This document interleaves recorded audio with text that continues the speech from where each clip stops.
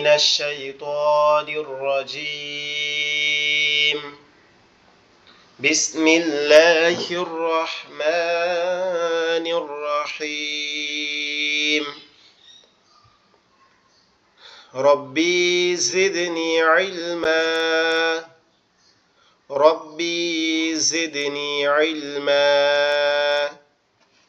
رب اشرح لي صدري ويسر لي أمري واحلل عقدة من لساني يفقه قولي سبحان الله وبحمده سبحان الله العظيم আলহামদুলিল্লাহ আল্লাহ পাক রব্বুল আলামিনের লাখো কোটি শুকরিয়া যিনি আমাদেরকে পবিত্র কোরআন শেখার জন্য আরো একটা ক্লাসে জয়েন হওয়ার তৌফিক দিয়েছেন এজন্য আমরা আল্লাহর শুকরিয়া আদায় করি বলি আলহামদুলিল্লাহ। আমরা গতকালকের ক্লাসটাতে শিখেছিলাম যে কিভাবে আমরা হরফগুলা চিনব দেখে যে এটা এই হরফ এটা এই হরফ। তার মধ্যে আমরা প্রথমে শিখেছিলাম যে আরবি হরফের উপরে কিছু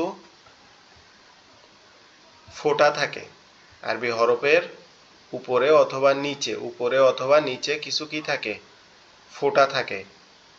এই ফোঁটাগুলাকে কি বলা হয়? নোক্তা। এই ফোঁটাগুলাকে কি বলা হয়? নোক্তা।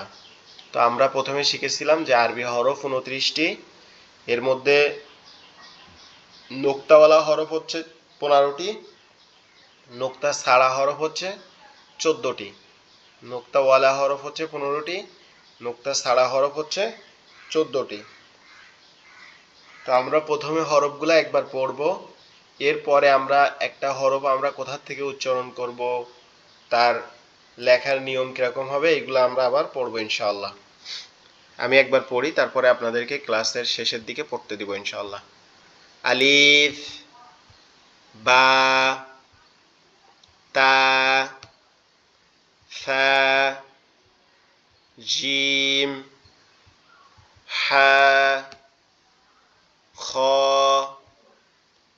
দাল, জাল, র,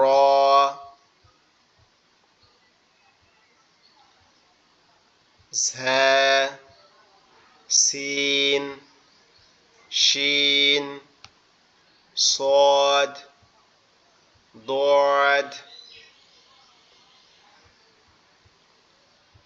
طا ظا عين غين فا قاف كف لم মিম নুন ওয়াও হা হামজা ইয়া। তাহলে আমরা কি হরফগুলো একবার পড়লাম। এখন আমরা গতকালকে আমাদের এই প্রথম 4টা হরফ আমরা দেখেছিলাম যে এই 4টা হরফ কিভাবে লিখতে হবে, লেখা শুরুতে আসলে কেমন হবে, মাঝে আসলে কেমন হবে, শেষে আসলে কেমন হবে। আমরা আজকে বাকি হরফগুলা ধাপে ধাপে শিখবো ইনশাআল্লাহ। আপনারা যারা জয়েন করছেন, আপনারা কি আমার কথা ঠিকমতো শুনতে বা মানে স্ক্রিন ঠিকমতো দেখতে পাচ্ছেন?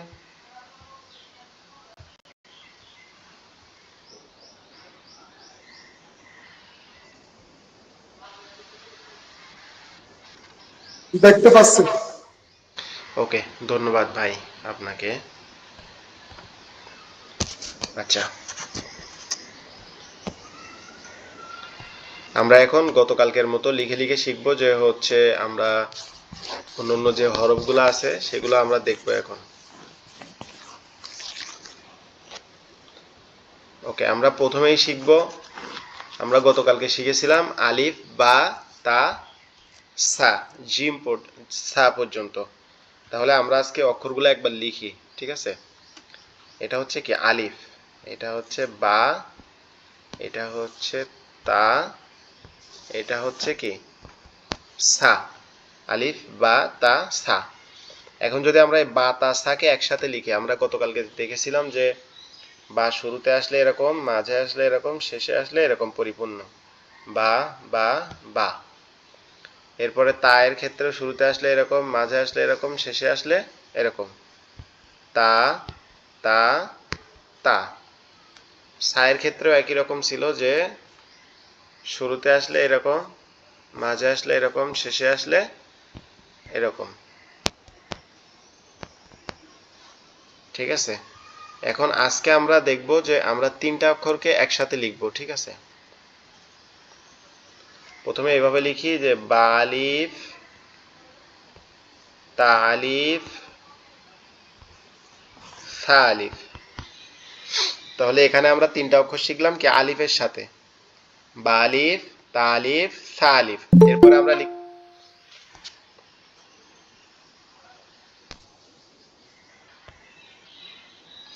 এরপরে আমরা লিখতে পারি একসাথে বা, তা, সা,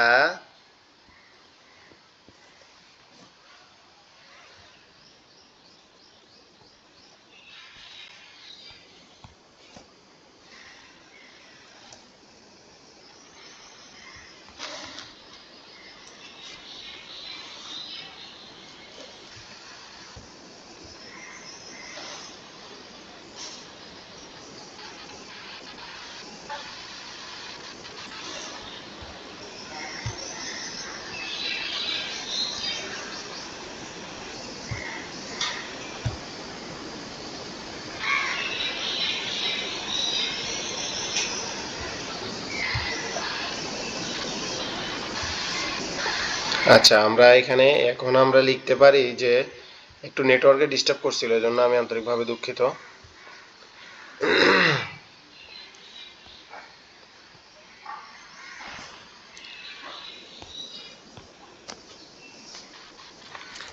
বা, তা, সা, এটা ধরেন তা দিলাম, এটা বা দিলাম, এটাকে তা দিলাম, এটাকে সা দিলাম। তাহলে আমরা যদি এখন এই এই যে হরফগুলা, আমরা যদি এই যে হরফগুলা এখন দেখলাম, এগুলা দেখলে কি আমরা এখন চিনতে পারবো যে এটা বা, এটা তা, এটা 3 নোক্তা আছে তার মানে এটা কি সা, আর এটা 2 নোক্তা আছে এটা তা। আমরা এখন দেখলে এগুলা কি চিনে ফেলতে পারবো ইনশাআল্লাহ। আচ্ছা এরপরে আমরা দেখি এরপরের অক্ষরগুলা। এরপরের অক্ষর হচ্ছে জিম, হা,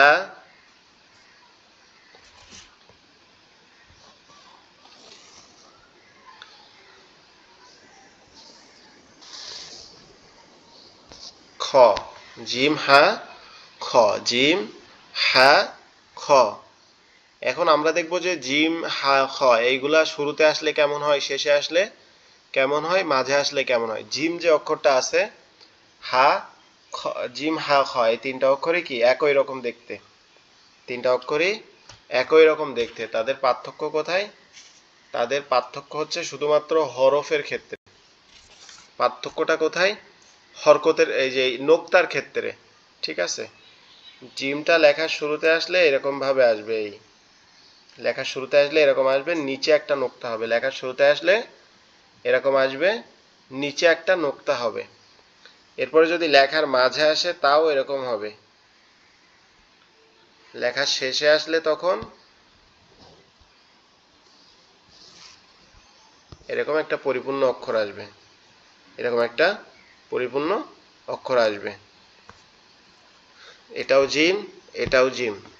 তাহলে জিমের ক্ষেত্রে শুরু এবং মাঝে, শুরু এবং মাঝেরটা কি একই রকম থাকবে, শুরু এবং মাঝেরটা একই রকম থাকবে। যেমন আমরা যদি তিনটা, একটা শুরুতে লিখলাম, একটাকে মাঝে লিখলাম, আর একটাকে শেষে লিখলাম, জিম জিম জিম।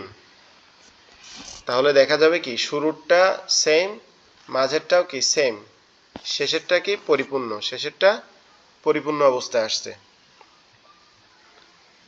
তাহলে জিম আমরা দেখলে আশা করি চিনতে পারবো। এখন আমরা বুঝবো যে কোনটা জিম, কোনটা হা, কোনটা খ, এটা আমাদেরকে খেয়াল করতে হবে। এজন্য আমরা এটা মুছে ফেলাই এই পেজটাকে। আপনারা কি বুঝতেছেন কিনা বলবেন, ঠিক আছে? যদি না বুঝেন আমাকে জিজ্ঞেস করবেন।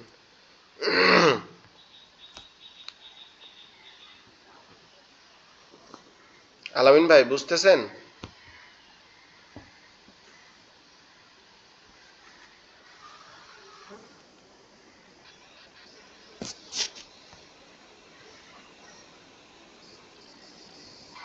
এমডি আলামিন ভাই, আপনি কি বুঝতে পারতেছেন কিনা জানাবেন।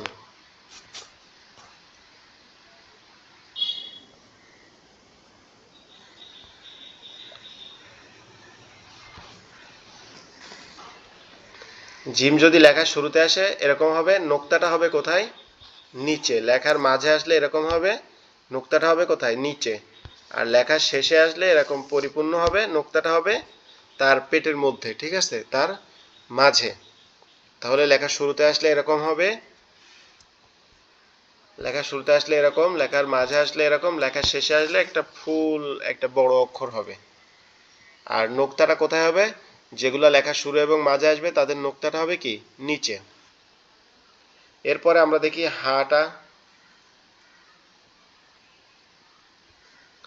হার ক্ষেত্রে লেখা শুরুতে এরকম আসবে, লেখা শেষ মাঝে এরকম আসবে, লেখার শেষে এসে পরিপূর্ণ একটা অক্ষর হিসেবে আসবে। কিন্তু এখানে যে বিষয়টা লক্ষণীয় সেটা হচ্ছে এটার কোনো নোক্তা নাই। এটার কোনো নোক্তা, এই মেইন অক্ষরের মধ্যেও নোক্তা নাই, এটার মধ্যেও কি কোনো নোক্তা থাকবে না। হায়ের ক্ষেত্রে কোনো নোক্তা থাকবে না। হায়ের ক্ষেত্রে কি হবে না? কোনো নোক্তা থাকবে না।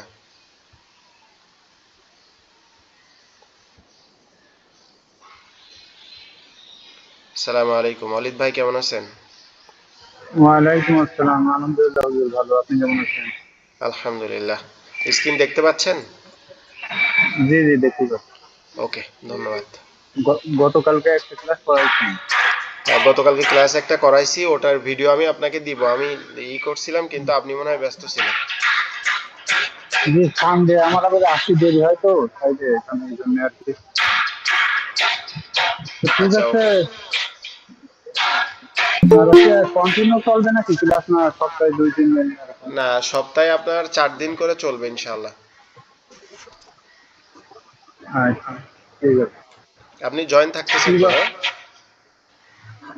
হ্যাঁ থাক। ওকে ওকে, ঠিক আছে। আমরা তাহলে আমরা এখন শিখলাম কি? হা, জিম, হা, দুইটা অক্ষর শিখলাম। জিম হা, জিম হা। জিম শুরুতে আসলে কেমন হবে, মাঝে আসলে কেমন হবে, শেষে আসলে কেমন হবে, এটা শিখলাম। এখন আমরা দেখব যে খটা, খ, খ যে অক্ষরটা, এটা শুরুতে আসলে কেমন হবে, শেষে আসলে কেমন হবে, মাঝে আসলে কেমন হবে। এটাকে কি বলে? এটা এই যেটা দেখতেছি এটা হচ্ছে কি? খ। এটা যদি লেখার শুরুতে আসে সেক্ষেত্রে এরকম ভাবে আসবে, লেখার মাঝে আসলে এরকম ভাবে আসবে, আর লেখার শেষে আসলে কি? এরকম পরিপূর্ণভাবে আসবে। আর এটার ফোঁটাটা কোথায় হবে? এটার নোক্তাটা হবে কোথায়? উপরে। জিমের নোক্তাটা কোথায় হয়েছে খেয়াল করেন। জিমের নোক্তা হয়েছে কোথায়? জিমের নোক্তাটা হয়েছে নিচে।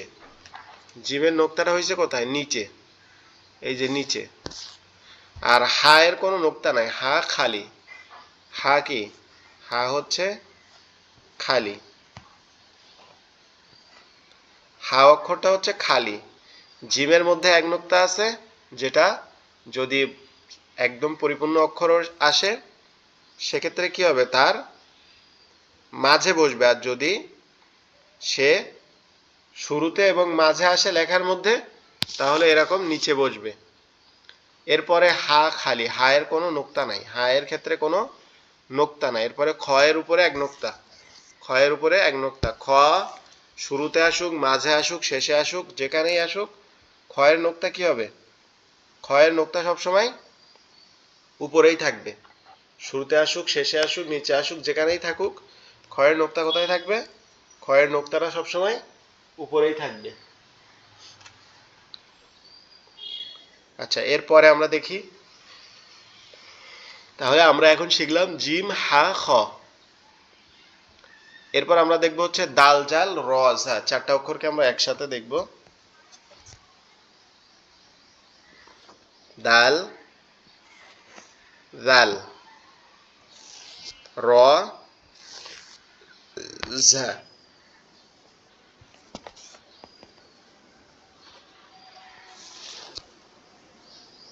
র ঝা, ডাল জাল র ঝা। ডাল আর জালের মধ্যে আর এই র ঝার মধ্যে পার্থক্যটা হচ্ছে কি, ডাল ঝালটা একটু বেশি বাঁকানো আর কি, অনেকটা মাছের কাটার মতো দেখতে, ঠিক আছে। আর র ঝা এটা হচ্ছে নাঙ্গলের ফালার মতো দেখতে, এটা অনেকটা নাঙ্গলের ফালার মতো দেখতে, এটা অনেকটা কি নাঙ্গলের ফালার মতো দেখতে। এই দুইটা হচ্ছে কি র ঝা, র র ঝা। আর এখানে এই দুইটা হচ্ছে কি ডাল জাল, ডাল জাল। তাহলে এটা হচ্ছে দাল আর এটা হচ্ছে কি জাল, আর এটা হচ্ছে র আর এটা হচ্ছে ঝা, র ঝা।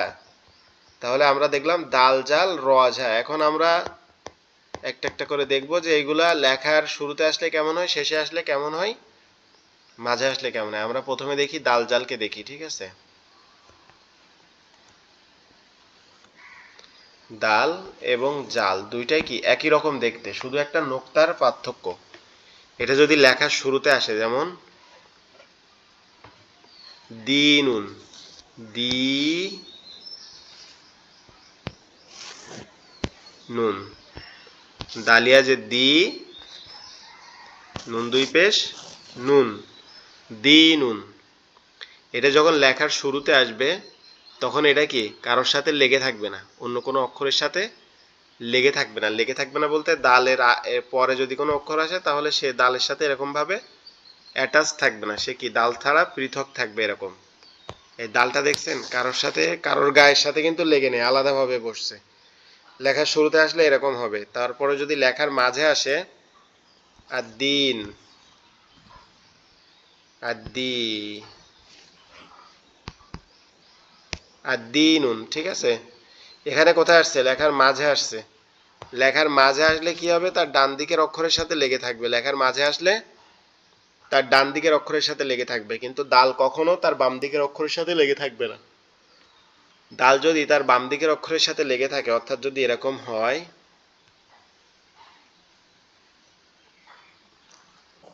আর দি, এখানে ইয়া দিলাম, এখানে নুন দিলাম, তাহলে এটা কি চেনা যাবে যে এটা একটা দাল? এটা কি কখনো চেনা যাবে যে এটা একটা দাল? এটা কিন্তু বোঝা যাবে না। এই জন্য এটা সিস্টেম আল্লাহ এরকমই করে দিয়েছেন যে দালটা, দাল অক্ষরটা কখনো তার কি হবে না, দাল অক্ষরটা কখনো তার ডান দিকের অর্থাৎ তার বাম দিকের অক্ষরের সাথে লেগে থাকবে না। দাল অক্ষরটা কখনো তার বাম দিকের অক্ষরের সাথে লেগে থাকবে না। দাল অক্ষরটা কোথায় থাকবে, দাল অক্ষরটা তার ডান দিকের অক্ষরের সাথে লেগে থাকবে, কিন্তু বাম দিকের অক্ষরের সাথে কখনো লাগবে না।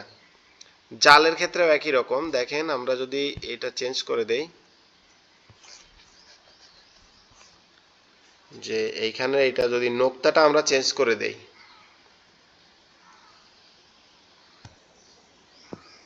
এখানে যদি আমরা কি দিই, একটা উপরে একটা নোক্তা দিয়ে দেই, তাহলে এটা কি হয়ে যাচ্ছে, জাল। উপরে একটা নোক্তা দিলে এটা কি হয়ে যাচ্ছে, জাল। তখন আমরা এটা কি লিখতে পারি, জিনুন, জিনুন, আযীনু, আযীনুন। এখন দাল এবং জাল উভয়টা তার ডান দিকের অক্ষরের সাথে লেগে থাকবে। লেখার শুরুতে যদি একা আসে তাহলে পৃথকভাবে থাকবে, আর যদি লেখার মাঝে আসে এরকম ভাবে তাহলে কি হবে, সে ডান দিকের অক্ষরের সাথে লাগবে কিন্তু বাম দিকের অক্ষরের সাথে লেগে থাকবে না। তাহলে দাল আর জাল আমরা মোটামুটি শিখলাম। এরপরে আমরা দেখি র ঝা, র ঝা, র ঝা। নোক্তা ছাড়াটা হচ্ছে কি র, নোক্তা ছাড়াটা হচ্ছে র, আর এটা হচ্ছে কি, এটা হচ্ছে ঝা, এটা হচ্ছে কি ঝা, র ঝা, র ঝা। তাহলে রটা যদি লেখার শুরুতে আসে, যেমন রসুলুন, রসুলুন,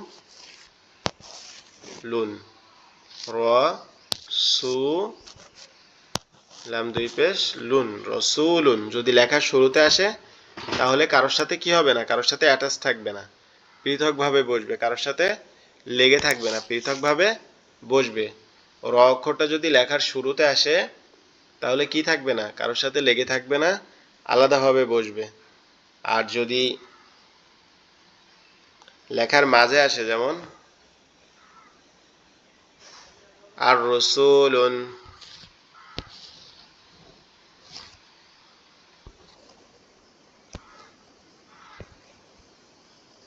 আর রসু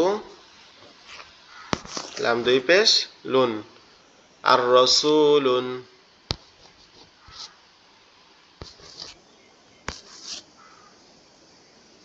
আর রসু লাম দুই পেশ লুন, আর রসুলুন, তখনও কি হয়েছে?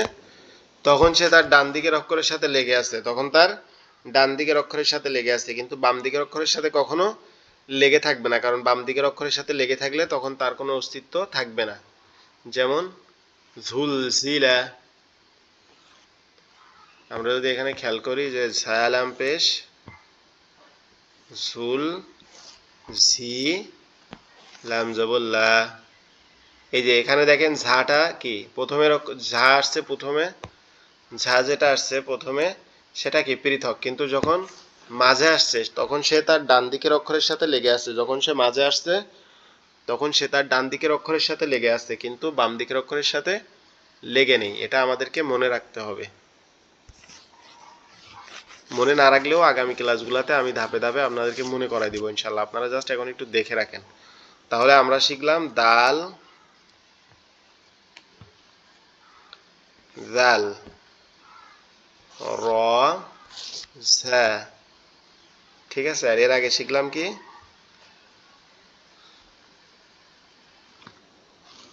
জিম, হা, খ, জিম, হা, খ, জিম, হা, খ, দাল, জাল, র, ঝা, জিম, হা, খ। এখন আপনাদের মধ্যে থেকে একজন একটু পড়বেন।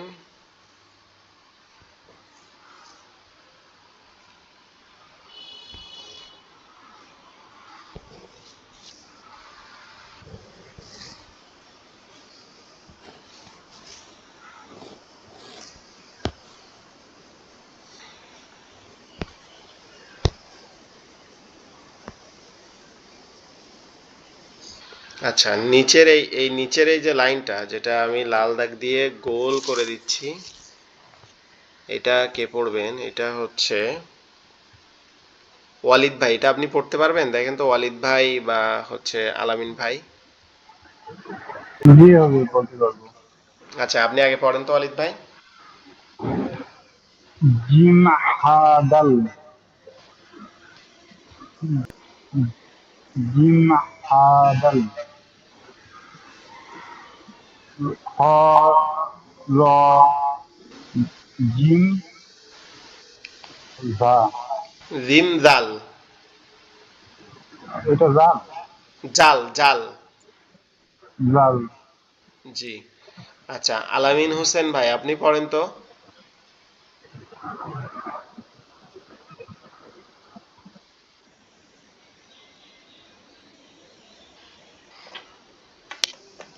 আলামিন ভাই আপনি কি শুনতে পাচ্ছেন?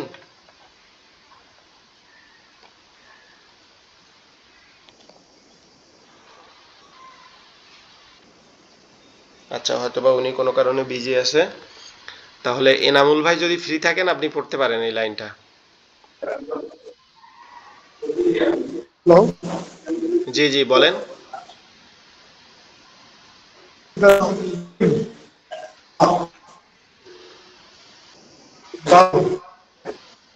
জি খ, যা।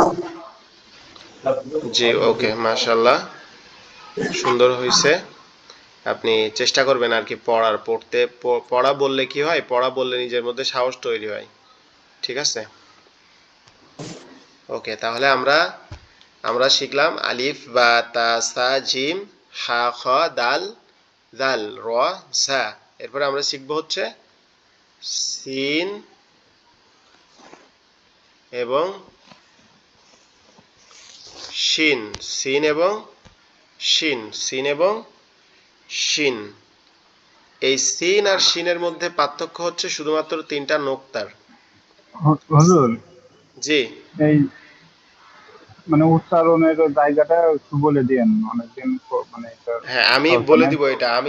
আমি এবার চিন্তা করছি কি যে প্রথমে প্রথমে আগে করব আপনাদের এই মানে অক্ষরগুলা সুন্দরভাবে দেখাই দিব, তারপরে আমরা একটা ক্লাসে আমাদের উচ্চারণের জায়গাগুলো ঠিক করে নিব যে এইটার উচ্চারণের জায়গা এটা, এটার উচ্চারণের জায়গা এটা, ঠিক আছে? না, তাহলে আমরা সেটা যারা আগে ক্লাস করছি তারা তো, তাদের জন্য তো এগুলো আর মানে সমস্যা না। হ্যাঁ, আসলে অনেক নতুন স্টুডেন্ট আছে তো ব্যাচে, এই জন্য আর কি আমরা শুরু থেকে আবার করতেছি, ঠিক আছে? জি জি, ওকে। ওকে। আচ্ছা, এই যে সিন এবং শিন, সিন এবং শিন এইটার মেইন অংশ হচ্ছে এইটা। মেইন অংশ হচ্ছে কি এইটা। সিন এবং শিনের মেইন অংশ হচ্ছে এই তিনটা দাঁত। এই তিনটা দাঁতকে দেখে আমাদেরকে চিনতে হবে যে যদি তিন দাঁত থাকে, উপরে কোনো নোক্তা না থাকে, তাহলে সেটা হচ্ছে কি সিন। সেটা হচ্ছে সিন। আর যদি তিনটা দাঁত থাকে, উপরে যদি তিনটা নোক্তা থাকে, তাহলে সেটা হচ্ছে কি শিন। সেটা হচ্ছে কি শিন। শিন। ঠিক আছে? তাহলে এটা কি সহজ হয়ে গেল। এখন আমরা দেখি যে লেখার শুরুতে আসলে কেমন হয়, লেখার শেষে আসলে কেমন হয়, লেখার মাঝে আসলে।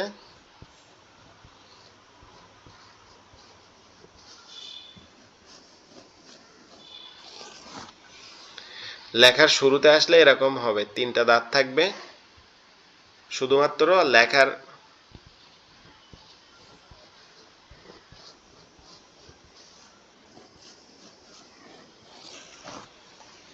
লেখার মাঝে আসলেও এরকম হবে, তিনটা দাঁত থাকবে। লেখার শেষে আসলেও পরিপূর্ণ অক্ষরটা থাকবে। তাহলে আমাদের জন্য কিন্তু চেনা একদম সহজ হয়ে যাবে। আমরা এই তিনটা দাঁত যদি দেখি কোনো নোক্তা নাই, তখন আমরা বুঝবো কি যে এটা হচ্ছে সিন।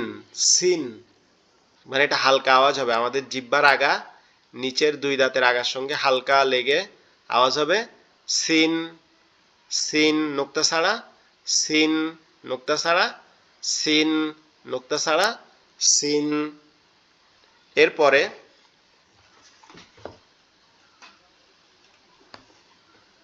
আমরা যখন এই যে উপরে দেখব কয়টা নোক্তা আছে, উপরে যখন দেখব আমরা তিনটা নোক্তা আছে, উপরে যখন দেখব আমরা তিনটা নোক্তা আছে, তখন আমরা কি করব? তখন আমরা এটাকে বলবো শিন। তখন আমরা এটাকে কি বলবো? শিন। শিন। ঠিক আছে? শিন। শিন। শিন এরকম ভাবে বলবো, ঠিক আছে? একটু শক্ত আওয়াজ হবে, দুই দাঁতের মাড়ি একসাথে চেপে থাকবে, থেকে একটু শক্ত আওয়াজ হবে শিন। শিন এরকম ভাবে। তাহলে আমরা শিখলাম সিন শিন। এরপরে আরো একটা অক্ষর আছে, সেটা হচ্ছে সোয়াদ এবং দোয়াদ। সোয়াদ এবং দোয়াদ। সোয়াদ এবং দোয়াদ। সোয়াদ এবং দোয়াদ। ঠিক আছে? এই সোয়াদ দোয়াদও কিন্তু একই রকম, এই সিন শিনের মতো। এর মেইন অংশ হচ্ছে এইটা, এই যে এই অংশটা। একটা নোক্তা থাকবে, একটা নোক্তা থাকবে না। এখন আমরা এটাকে শুরু শেষ এবং মাঝে লিখে দেখি কেমন হয়। এরকম ভাবে আসবে, মাঝে আসলে এরকম আসবে, আর শেষে আসলে এরকম পরিপূর্ণ একটা অক্ষর আসবে। নোক্তা না থাকলে সেটা কি হবে? সোয়াদ হবে, আর নোক্তা থাকলে সেটা দোয়াদ।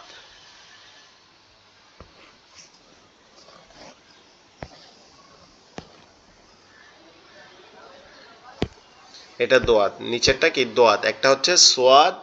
সোয়াদ যেটা, সেটা আমাদের জিহ্বার আগা নিচের দুই দাঁতের আগার সঙ্গে লাগবে। জিহ্বার আগা নিচের দুই দাঁতের আগার সঙ্গে লাগবে, লেগে উচ্চারিত হবে সোয়াদ। সোয়াদ। সোয়াদ। সোয়াদ এরকম ভাবে, ঠিক আছে? আর যেটা আপনার দোয়াদ, এটা হচ্ছে কি আমাদের জিহ্বার গোড়া উপরের মাড়ির দাঁতের গোড়ার সঙ্গে লাগবে, লেগে উচ্চারিত হবে দোয়াদ। দোয়াদ। দোয়াদ। দোয়াদ এরকম ভাবে। তাহলে সোয়াদ এবং দোয়াদ আমরা কি শিখে ফেললাম ইনশাআল্লাহ। এরপরে হচ্ছে ত জ। এরপরে হচ্ছে ত এবং জ, যেটা নোক্তা ছাড়া তার নাম হচ্ছে কি ত, আর যেটা নোক্তাওয়ালা তার নাম হচ্ছে কি জ। যেটা নোক্তা ছাড়া তার নাম হচ্ছে ত, আর যেটা নোক্তাওয়ালা তার নাম হচ্ছে কি জ।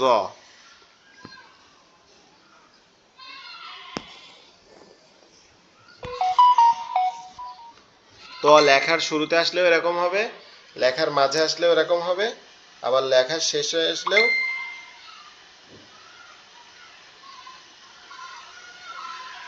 এরকম হবে, ঠিক আছে? লেখার শুরু শেষ মাঝে একই রকম হবে, কোনো পরিবর্তন হবে না। আবার এটাও যদি জয়ের ক্ষেত্রেও যদি আমরা দেখি, লেখার শুরু শেষ মাঝে সব কয়টা জায়গায় কি হবে, একই রকম হবে, কোনো পরিবর্তন হবে না, কোনো পরিবর্তন হবে না। লেখার শুরু শেষ মাঝে কোনো কোথাও কোনো কি হবে না, কোনো পরিবর্তন হবে না, সব জায়গায় একই রকম থাকবে। তাহলে আমরা আরো দুইটা অক্ষর শিখে ফেললাম, যে ত এবং জ। ত এবং জ আমরা এটাকে মেইন যে অক্ষর, এটাকে আমরা যেভাবে চিনি, এটাকে আমরা যেখানেই দেখব যদি নোক্তা থাকে তাহলে কি জ, আর যদি নোক্তা না থাকে তাহলে সেটা ত। তাহলে আমরা শিখলাম ত এবং জ, ত এবং জ।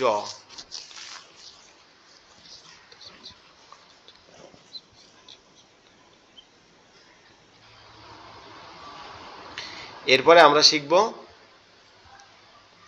আইন গইন। এরপরে আমরা শিখব কি আইন গইন। এরপরে আমরা শিখব কি আইন গইন। আইন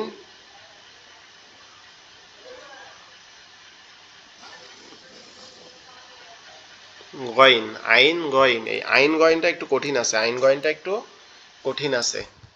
আইন যেটা, এটা লেখার শুরুতে আসলে এরকম ভাবে আসবে, লেখার মাঝে আসলে এরকম, আর লেখার শেষে আসলে এরকম। মানে এটা তিনটা রূপ, তিন রকম। একটা আসল তো একটা রকম, একরকম, কিন্তু তার শুরুতে একরকম, মাঝে একরকম, শেষে আর এক রকম। তাহলে আমরা আরো একবার লিখি, তাহলে আমাদের জন্য আরো সহজ হবে। এটা শুরুতে, এটা মাঝে, এবং এটা কি শেষে। এই মাঝেরটা শেষেরটার একটা মিল আছে, সেটা হচ্ছে এই জায়গাটা, কিন্তু এই শুরুটা হচ্ছে এই জায়গাটার সাথে মিল আছে। এখন যদি এটার উপরে একটা নোক্তা থাকে তাহলে সেটা কি গইন, আর উপরে নোক্তা না থাকলে আইন। তবে এর একটা অংশ হচ্ছে কি, এটা মাঝে আসলে এরকম আসবে, আবার শেষে আসলে এরকম ভাবে আসবে। এটা আমাদেরকে খেয়াল রাখতে হবে, ঠিক আছে? তাহলে আশা করি আপনারা এই অক্ষর দুইটাও বুঝতে পারছেন ইনশাআল্লাহ। আইন এবং গইন, আইন গইন। এরপরে আমরা শিখব ফা, কফ, ঠিক আছে? এরপরে আমরা শিখব কি ফা এবং কফ। এরপরে আমরা শিখব ফা এবং কফ।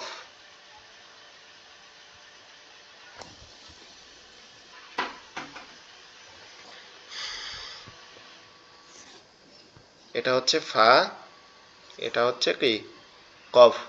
বড় নৌকার মতো দেখতে, অনেকটা বড় নৌকার মতো দেখতে, ঠিক আছে? এটা লেখার শুরুতে আসলে এরকম, লেখার মাঝে আসলে এরকম, লেখার শেষে আসলে এরকম পরিপূর্ণ একটা অক্ষর হিসেবে আসবে। আর নিচেরটাও একই রকম ভাবে।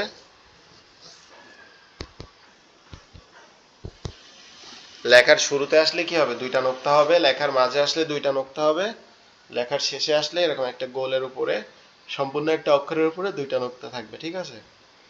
তাহলে ফা যে অক্ষরটা আছে, এটা হচ্ছে লেখার শুরুতে আসলে শুধু এই মাথার এই মেইন অংশটা আসবে, এই যে এই অংশটা, অর্থাৎ এরকম একটা আসবে। লেখার মাঝে আসলে এরকম একটা আসবে, ঠিক আছে? লেখার শুরুতে এটা, মাঝে এটা, শেষে আসলে পরিপূর্ণ। এই নিচেরটা আর এই উপরেরটা সেম, শুধু নোক্তার পার্থক্য। ফায়ের ক্ষেত্রে কি হবে, এক নোক্তা থাকবে, আর কফের ক্ষেত্রে কয়টা থাকবে, দুই নোক্তা। দেখেন উপরে দুই নোক্তা হলো হরফ হচ্ছে দুইটা আপনার, একটা হচ্ছে কফ, একটা হচ্ছে কফ, আর একটা হচ্ছে কি তা। একটা হচ্ছে কফ, আর একটা হচ্ছে তা। এই দুইটা অক্ষরেরই উপরে কি দুইটা নোক্তা। এইখানে দেখেন এই কফের উপরে দুই নোক্তা, আর এই তায়ের উপরে কি দুই নোক্তা। এই কফের উপরে দুই নোক্তা, আর তায়ের উপরে দুই নোক্তা।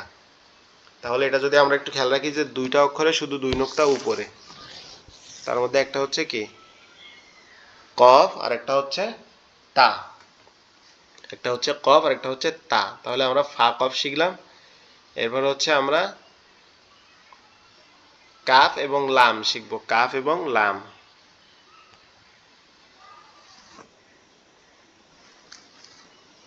এটা হচ্ছে কাফ আর এটা হচ্ছে কি লাম। এটা হচ্ছে কাফ, এটা হচ্ছে লাম। দুইটাই বড়শির মতো দেখতে, দুইটাই কি বড়শির মতো দেখতে, কিন্তু পার্থক্য হচ্ছে কোথায়, একটার মধ্যখানের ভিতরে কি একটু পেঁচিয়ে দেওয়া, একটার মধ্যখানে একটা পেঁচানো আছে, আর একটা কোনো পেঁচানো নেই, কোনো কিছু নেই, শুধু ফাঁকা জায়গা। একটা হচ্ছে কাফ আর একটা হচ্ছে লাম। এবার লেখার শুরুতে যদি কাফ আসে সেক্ষেত্রে এরকম ভাবে আসবে, লেখার মাঝে আসলে, লেখার মাঝে আসলে এরকম আসবে, তার উপর দিয়ে এরকম একটা দাগ আসবে। লেখার মাঝে আসলে তার উপর দিয়ে কি হবে, একটা দাগ আসবে। আর লেখার শেষে আসলে পরিপূর্ণ একটা হরফ হিসেবে আসবে।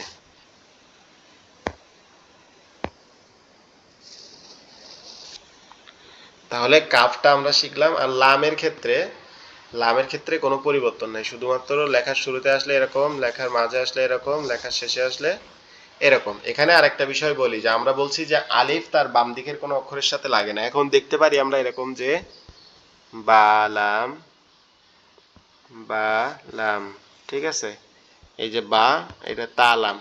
এখন আমরা হয়তো এইটাকে দেখে বুঝতে পারি যে এটা হচ্ছে আলিফ, এটাকে মনে করতে পারি, কিন্তু আলিফ না এটা। যখন এরকম দুই সাইডের অক্ষরের সাথে লেগে থাকবে, ডান দিক এবং বাম দিক উভয় দিকে, তখন আমরা বুঝবো এটা হচ্ছে লাম। তখন আমরা কি বুঝবো, এটা হচ্ছে লাম। তখন আমাদেরকে বুঝে নিতে হবে কি এটা হচ্ছে লাম। আশা করি আপনারা সহজেই বুঝতেছেন ইনশাআল্লাহ। যদি কোনো প্রবলেম থাকে, না বুঝতে পারেন, অবশ্যই বিনা দ্বিধায় নির্দ্বিধায় জিজ্ঞেস করবেন। তাহলে আমরা শিখলাম ফা কফ কাফ লাম।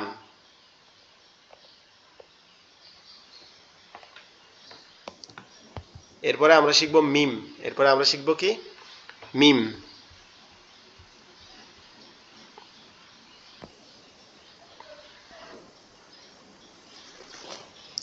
এটা হচ্ছে কি মিম অক্ষর, এটা হচ্ছে মিম। এটা যদি লেখার শুরুতে আসে তাহলে এরকম ভাবে আসবে, লেখার মাঝে আসলে এরকম, লেখার শেষে আসলে এরকম। তার মানে লেখার শুরুতে আসলে কিরকম, এরকম একটা অক্ষর আসবে, এই লেখার মাঝে আসলে আসবে এরকম ভাবে, এই লেখার শেষে আসলে আসবে একটা পরিপূর্ণ অক্ষর। তাহলে মিমটা কিন্তু একদম সহজ, সিম্পল একটা অক্ষর। মিম মেইন অক্ষরটা হচ্ছে এরকম গিয়ে এরকম, লেখার শুরুতে আসলে কি হচ্ছে এরকম ভাবে, এরকম, এই লেখার শুরুতে আসলেও একটা গোল, মাঝে আসলেও একটা গোল, লেখার শেষে আসলে পরিপূর্ণ অক্ষর। তাহলে এটা কি গেল, এটা গেল মিম। এরপরে হচ্ছে নুন। নুন, এই নুনের সাথে আরেকটা অক্ষরে কিন্তু মিল আছে, সেটা হচ্ছে কি বা। নুনটা লেখা শুরুতে আসলে এরকম আসবে, মাঝে আসলে এরকম আসবে, শেষে আসলে এরকম একটা গোল আসবে, কিন্তু নোক্তাটা থাকবে কোথায়, উপরে। আর বা এর ক্ষেত্রে লেখার শুরুতে আসলে এরকম, লেখার শেষে আসলে এরকম, লেখার মাঝে আসলেও এরকম, কিন্তু নোক্তাটা থাকবে কোথায়, নোক্তাটা থাকবে নিচে। এটা হচ্ছে কি বা।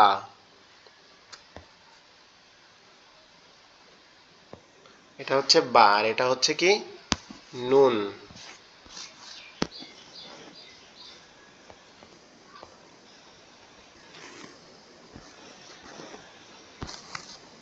একটা হচ্ছে বা আর একটা হচ্ছে নুন। নুনের নোক্তা কোথায় থাকবে, নুনের নোক্তা থাকবে উপরে, বায়ের নোক্তা কোথায় থাকবে, বায়ের নোক্তা থাকবে নিচে।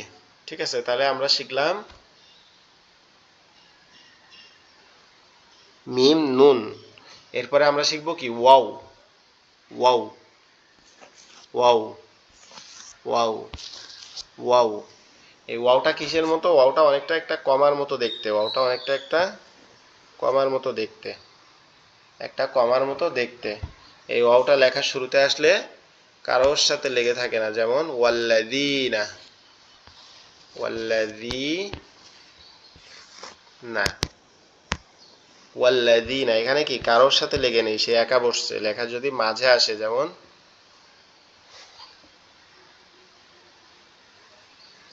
বুয়ু,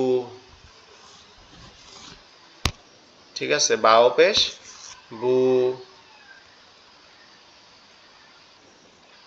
তারপরে যদি আমরা লিখি বাও জবর বাউ, এ কি করতেছে, লেখার মাঝে আসলে, অর্থাৎ যদি দুইটা অক্ষরের এখানে যদি নুন দেই আমরা, এখানে যদি ফা দেই, ধরেন এখানে তিনটা অক্ষর, এখানে তিনটা অক্ষর, কিন্তু লেখার মাঝে আসলে কি করতেছে, তার ডান দিকের অক্ষরের সাথে লেগে থাকতেছে, কিন্তু বাম দিকের অক্ষরের সাথে লাগতেছে না, ঠিক পূর্বের মতো। আর শেষে আসলে এরকম হবে, তার ডান দিকের অক্ষরের সাথে লেগে থাকবে, ঠিক আছে। এরপরে তাহলে ওয়াও গেল, এরপরে হচ্ছে হা, এরপরে হচ্ছে কি হা, এটার নামও হা, আবার এটার নামও হা। এখন আমরা বুঝবো কিভাবে কোনটা কোন হা। এই যে হাটা, এটা লেখার শুরুতে আসলে এরকম ভাবে আসবে, লেখার মাঝে আসলে এরকম ভাবে আসবে, লেখার শেষে আসলে এরকম ভাবে আসবে। আর এই যে নিচের যেটা হা, এটাকে বড় হা বলা হয়। এটা লেখার শুরুতে এরকম, লেখার মাঝে এরকম, লেখার শেষে এরকম পরিপূর্ণ আসবে, ঠিক আছে। এখন পার্থক্য কোথায়, যে আমরা বুঝবো কেমনে যে কোনটা ছোট হা কোনটা বড় হা।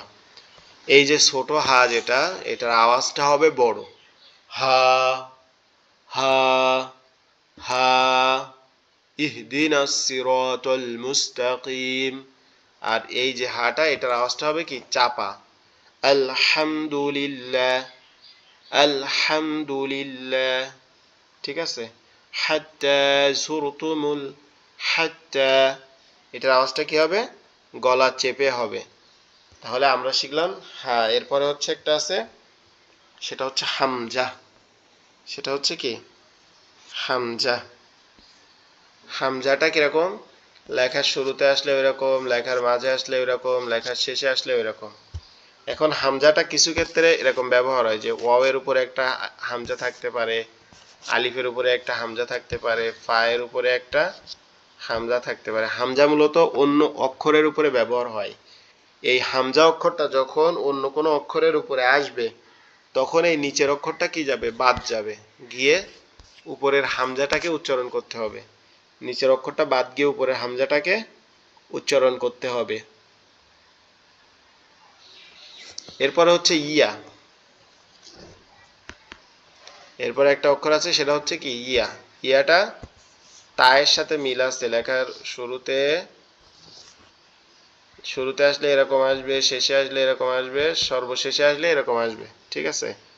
এখন তাটা দেখি আমরা, তার উপরে নোক্তা, আর ইয়ার কোথায় নোক্তা, ইয়ার নিচে নোক্তা। তা লেখার শুরুতে এরকম, মাঝে এরকম, শেষে আসলে কি এরকম।